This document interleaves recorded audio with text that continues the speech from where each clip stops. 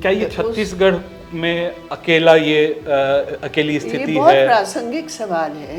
First point है कि छत्तीसगढ़ में क्रिश्चियन पॉपुलेशन की जो संख्या है वो मुस्लिम से ज़्यादा है, इसलिए जो anti minority targeting Bajrang Dal, Durga वाहिनी, आरएसएस की तमाम आउटफिट्स का एक तयशुदा नीति है, पॉलिटिक्स है जिसके आधार पर चल रहे हैं। तो छत्तीसगढ़ में वही पॉलिटिक्स क्रिश्चियंस को टारगेट करके है।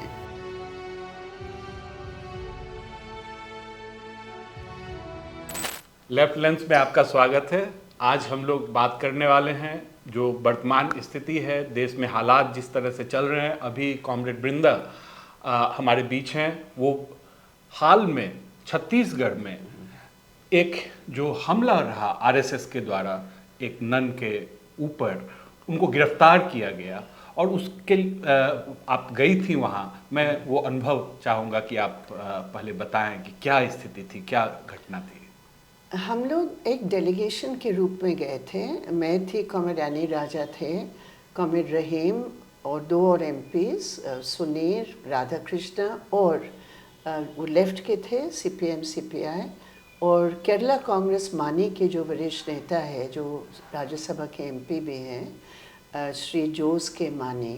हम लोग सब मिलकर वहाँ गए और वहाँ छत्तीसगढ़ के हमारे जो वहाँ के लीडर्स हैं, कॉमरेड धर्मराज महापात्र, कॉमरेड नंदी, ये भी सब हमारे साथ थे।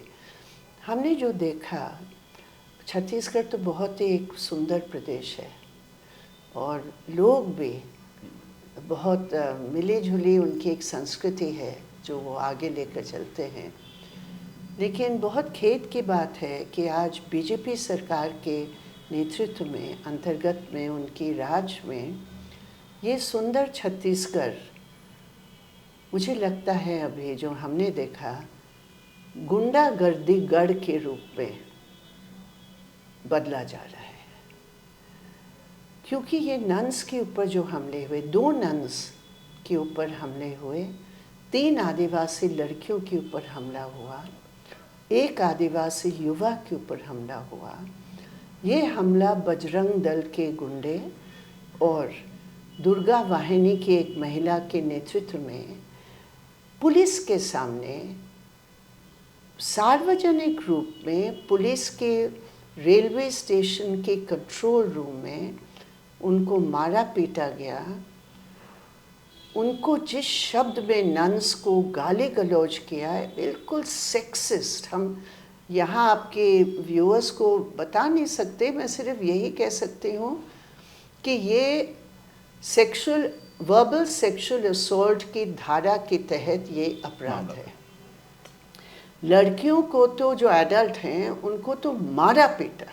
दुर्गा वाहिनी की सिर्फ दुर्गा वाहिनी, बजरंग, दुर्गा वाहिनी की महिला, दुर्गा वाहिनी तो महिला आरएसएस का महिला विंग है। एग्जैक्टली दुर्गा वाहिनी आरएसएस की महिला विंग है, बजरंग दल आरएसएस की दल है।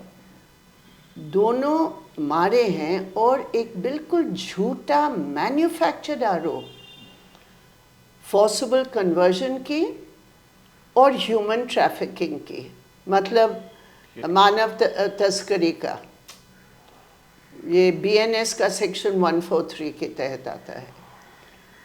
और दोनों आरोप बेबुनियाद राजीव, बेबुनियाद इस रूप में है। फॉर्सिबल कन्वर्जन तब होता है जब वो किसी और धर्म से, ये तो खुद ही क्रिश्चियंस बहुत सालों से रहे हैं, तो फॉर्सिबल कन्वर्जन की बात कहाँ से आएगी? तो खुद ही क्रिश्चियंस ही है।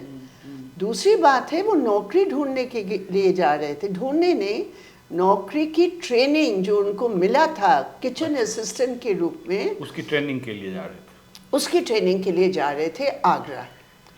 अब आप ये बताइए, क्या एक आदिवासी बालिग और उन लोगों तीनों की उम्र है 20, 21, 22, इस तरह, क्या आज हमारे देश में एक आदिवासी लड़की जो क्रिश्चियन है, उनका अधिकार नहीं है वो कहीं भी जाके नौकरी ढूंढे? उनको बजरंग दल की पासपोर्ट क्या दिखाना पड़ेगा? ये एक पता चला कि जो रिपोर्ट आई कि उनको देशद्रोही तक कहा गया। इन्होंने जो लगाया है अभी NIA के तहत, क्योंकि बेल तो तुरंत हो ही जाएगा क्योंकि कोई एविडेंस नहीं है। लड़कियों को बहुत मारा पीटा और उनका जो बयान है तोड़ मरोड़ करके उन्होंने, पुलिस ने लिख दिया। पुलिस तो बजरंग दल की FIR नोट किया, जो FIR है वो बजरंग दल का है। जबकि इनके साथ मारपीट हुई, गाली गलौज हुआ, उसका कोई सुनवाई भी नहीं, ना ही FIR है। एग्जैक्टली तो इसीलिए मैंने कहा गुंडागर्दी राज, क्योंकि उनके ऊपर FIR नहीं है, जिनके पास पूरा सबूत है कि ऐसा कुछ है ही नहीं। आखिर हमारे देश के कोई संविधान है या नहीं है? आखिर आप इस पूरे मसले को कैसे देख रहे हैं? एक बात तो बिल्कुल अन्याय है। क्या ये छत्तीसगढ़ में अकेली स्थिति है? ये बहुत प्रासंगिक सवाल है। फर्स्ट पॉइंट है कि छत्तीसगढ़ में क्रिश्चियन पॉपुलेशन की जो संख्या है वो मुस्लिम से ज़्यादा है, इसलिए जो anti minority targeting Bajrang Dal, Durga वाहिनी, RSS की तमाम आउटफिट्स का एक तयशुदा नीति है, पॉलिटिक्स है जिसके आधार पर चल रहे हैं। तो छत्तीसगढ़ में वही पॉलिटिक्स क्रिश्चियंस को टारगेट करके हैं, तो क्रिश्चियंस उस रूप में टारगेटेड हैं। लेकिन खास करके आदिवासियों को विभाजित करने के लिए, वही आदिवासियों को क्रिश्चियन नॉन क्रिश्चियन के रूप में विभाजित करके जनजाति सुरक्षा मंच एक और RSS का आउटफिट है, जिनका डिमांड है, जो बिल्कुल गैर संवैधानिक है, कि जो आदिवासी क्रिश्चियन हैं वो आदिवासी नहीं है। तो ये तो हमारे कॉन्स्टिट्यूशन के बिल्कुल खिलाफ है। लेकिन जो बात यहाँ है कि बीजेपी सरकार पूरे तौर पर इसको बल दे रही, समर्थन दे रही, इसीलिए वहाँ ये घटनाएं घट रहे हैं। आपने जो पूछा राजीव कि क्या ये छत्तीसगढ़ में क्या सिर्फ है, मैंने इसलिए कहा कि प्रासंगिक है। अगर आप देखें डायरेक्टली इस केस में, एक तो NIA का मतलब राष्ट्र विरोधी, इस रूप में वो देखना चाह रहे हैं, जबकि कोई केस है ही नहीं। दूसरी बात, वो गाली गलौज के अंदर एक अब्यूज़, मैं आपको बता रही हूँ, जब हमारे डेलीगेशन नन से बातचीत कर रहे थे, बहुत डिग्निफाइड, बहुत कंट्रोल्ड, मतलब हमें खुद इतना झंझोर दिया, हम खुद ही इतने डिस्टर्ब्ड हो गए उनको देखकर। बीमार है, उम्र है, एक जेल की वो कोल्ड फ्लोर पर सुलाकर, मतलब मैं तो कहती हूँ जो काम करे उनको अवार्ड मिलना चाहिए।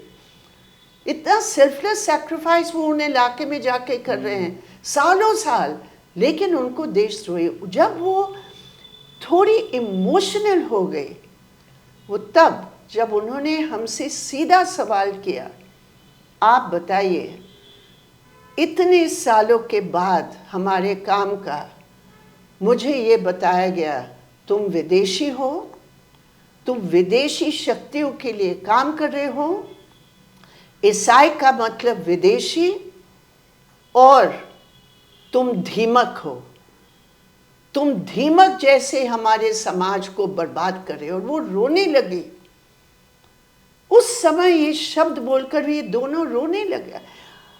मुझे एकदम याद आया, दिल्ली के एक ही हफ्ते पहले हम लोग सब जब बवाना में गए और एक लड़की के साथ हमने बातचीत की, जो झारखंड की लड़की, मुस्लिम है, उसकी माँ बंगाल से कभी थी, झारखंड वाले हैं। उन्होंने हमें ये कहा कि ये लोग आके हमें बोल रहे हैं कि हम विदेशी हैं, ये लोग आके बोल रहे हैं हम देशद्रोही हैं, ये लोग आके बोल रहे हैं कि हम धीमक हैं, हम समाज को बर्बाद कर रहे हैं।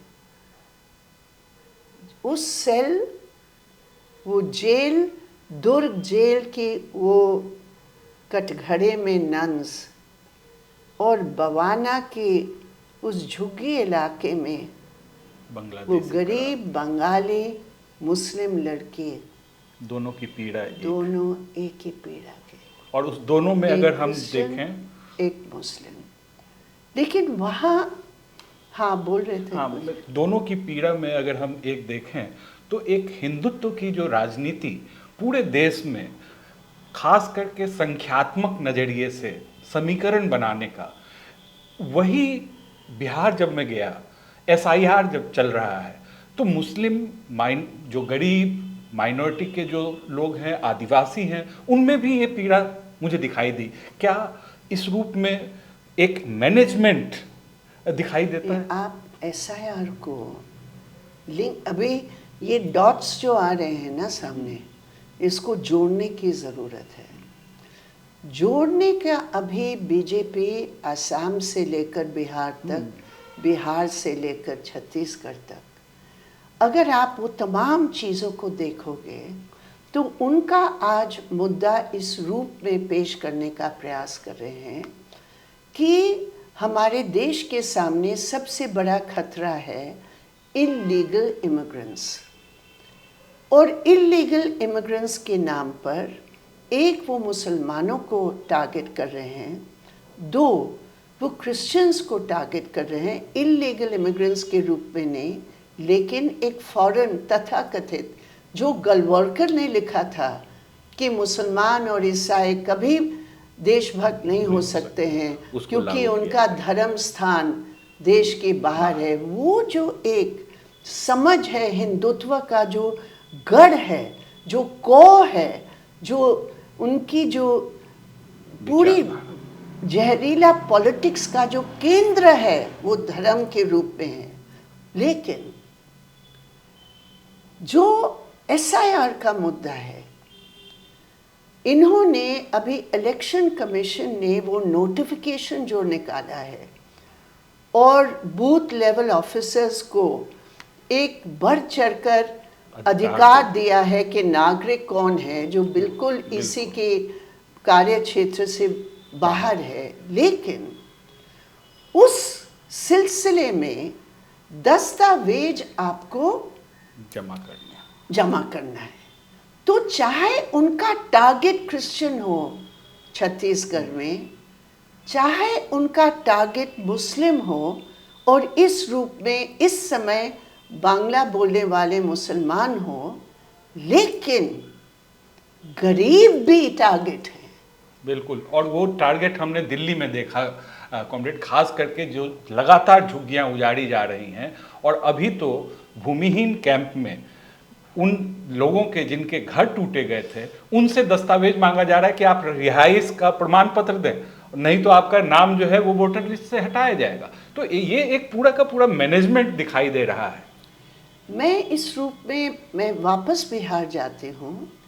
अभी 65 लाख वोटर हटाना, अभी मैंने देखा है एक बहुत बढ़िया एनालिसिस स्क्रॉल में, उन्होंने वो मैप बनाकर दिखाया कि उसमें 9-10 डिस्ट्रिक्ट्स में, लेकिन जहाँ 20% वो मुस्लिम डिस्ट्रिक्ट्स हैं, लेकिन जहाँ 20-22% भी वोटर्स जाएंगे उसमें मुस्लिम की संख्या बहुत कम है। तो उसमें गरीब का एक बड़ा हमला है। और 65 लाख वोटर को अभी जो टारगेट किया है, अभी 1 अगस्त आज के दिन ही वो इलेक्टोरल रोल सब प्रकाशित होंगे। उसमें हम लोग देखेंगे कि सबसे जो गरीब वोटर है, जो माइग्रेंट वर्कर है, जो एक बुनियादी वर्ग, जो इस देश को मतलब मेहनत करके इस देश को चलाने वाले जो वर्ग है, उनका जो एक बुनियादी अधिकार है किसी संसदीय प्रणाली में वोट देने का, वो गरीबों को काटा जाएगा।